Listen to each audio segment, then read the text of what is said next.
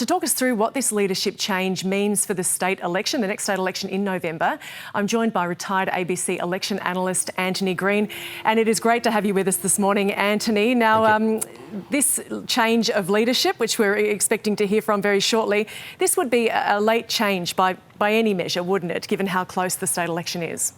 Yeah, I mean, there's probably half a dozen examples in the last 40 years where a premiership or a leader has changed very late just before an election campaign. None of them have been particularly successful. I think the Labor Party will be hoping that at least minimising losses. There would be a hope that a new leader, Jacinta Allan did have poor preferred premier ratings. They'd be hoping that Mr Carroll would do better with those. Ben Carroll would do better with those ratings, and that might drag up some of the Labor vote. The news poll that was released this week was rather better for Labor than some recent ones. There'd been a decline in One Nation support, so Labor will be hoping for some benefit from that. But Labor does have a really tough task. They've been in power essentially since 1999 for all but 4 years since then, because of their ability to hold those regional seats in Bendigo and Ballarat. That's been so important for their continuance in office. If they start to lose those Bendigo and Ballarat seats, and of course Jacinta Allan was one of those MPs that was part of that wave into office for Labor in 1999 when they won those, when she won the Bendigo seat for the first time. They've got to hold those, and that's where One Nation may be a real wild card for Labor in some of those seats. You've then got the suburban seats. There's been a lot of unhappiness about where money's been spent. You know, some of those western suburbs, seats like Melton, there's a sense that they haven't been receiving as much of that capital works projects that marginal seats in the southeast have done.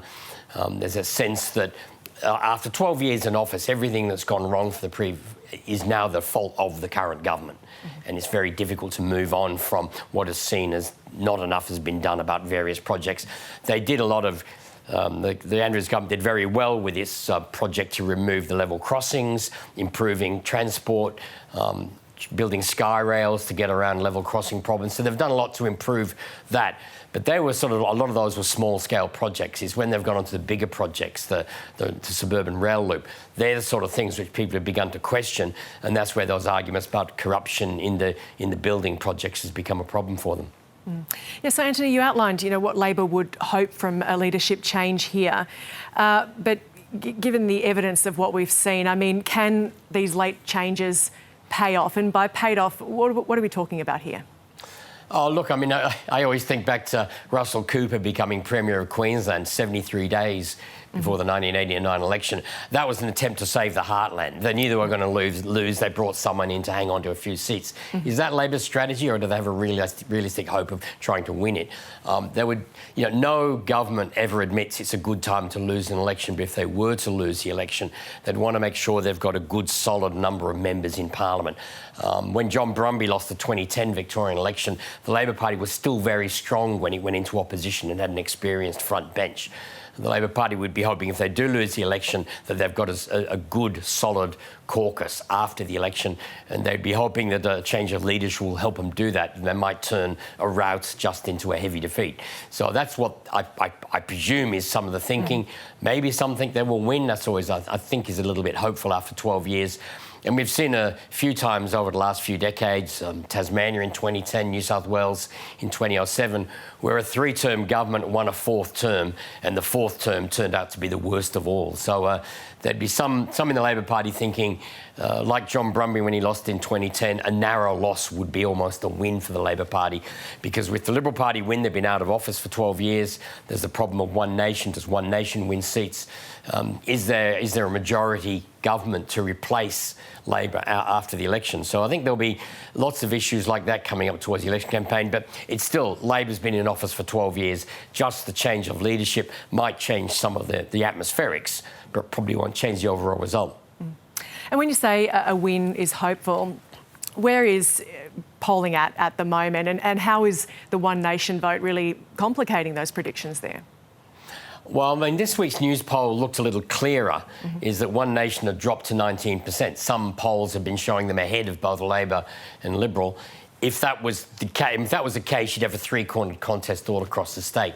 The lower the One Nation vote. And it's astonishing that One Nation can lead in an opinion poll when they have no leader, no state policies and no candidates. And at this stage, it's only 4 months to the election. Perhaps they'll name a leader and a team and that'll sort of garner that attention, which has sort of gone out of them in recent months. But I think that's the great unknown is, can the Liberal Party, if One Nation is still in the field, is it going to complicate? Is the National Party and the Liberals in rural areas going to lose seats to One Nation? And if that happens, can they actually win a majority government after the election? Because it's not just forming government after the election. With fixed-term parliaments, you have to form government which is going to last for 4 years, because the mechanism for getting another election is very difficult. And Victoria, it was once considered, Labor's strongest state. Has something fundamentally changed there? No, I don't think so. It's still, you look at federal results, Labor has still been quite dominant. I think what happens is all governments after 12 years in office, you compare the Labor government today to when it came to office in 2014, a lot of front bench talent has moved on. I mean, there was a lot of ministers who left after COVID. It was just such a rugged time to be a minister of government. And there was a big turnover of ministers in that period. I think they've hit the end of their term, and I think there's a lot of MPs now who haven't experienced opposition. I mean, Jacinta Allen built her name in opposition. She was, I remember, in the last year of the Napthine government, challenging the Speaker day after day as they sort of brought the government undone on the floor of Parliament. She was very impressive in that era as just a hard person in running the procedures of Parliament. She's spent a long time as leader of the Labor Party in the Parliament, running all those parliamentary procedures. So she's got a lot of experience. She's been there for 27 years. Some of the members who've come in since 2014 have only ever been in government. And I think some of them have sort of taken that. I think all MPs in long-term governments get caught out that they haven't had that experience in opposition. So, look, it'll be an interesting election. It'll be tough for the Labor Party to win, 12 years in office. The Liberal Party has had a lot of internal problems over the last 4 years in particular. They look like under Jess Wilson they've actually sort of managed to paper over the cracks of what's gone on for the last few years. And then you've got One Nation. How will they perform in the election campaign? It could be a very interesting election campaign, and it's the last one before the next federal election. So I think it's... no, the New South Wales election is next year, of course, but it's an important state for Labor at the federal election because they hold so many seats. It's important for Labor that they're able to federally hold on to their Victorian seats. So that's why there'll be a lot of interest in it. And if One Nation does get the balance of power, to date, One Nation has just been a small party on the crossbench in the upper house.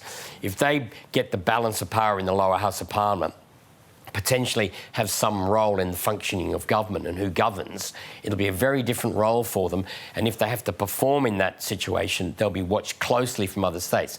Labor is on the nose in Victoria. I mean, we saw in South Australia, Labor won that election easy because it was a first-term government with a popular premier. There was One Nation outpolled the Liberal Party. That's very different to Victoria, where there's an unpopular Labor government and the Liberal Party has had its internal problems. So it's a very different situation. There will then be the New South Wales election, where optional preferential voting will work against any attempt for the Coalition or One Nation to win that election. Labor would be better positioned. But everyone else will watch how One Nation performs if they have an important role in the balance of power. Because to date, they've been a party of protest. If they end up in the Parliament with an important role in who governs and how, they can't just be a party of protest. They're suddenly a party that has a role in government in some form.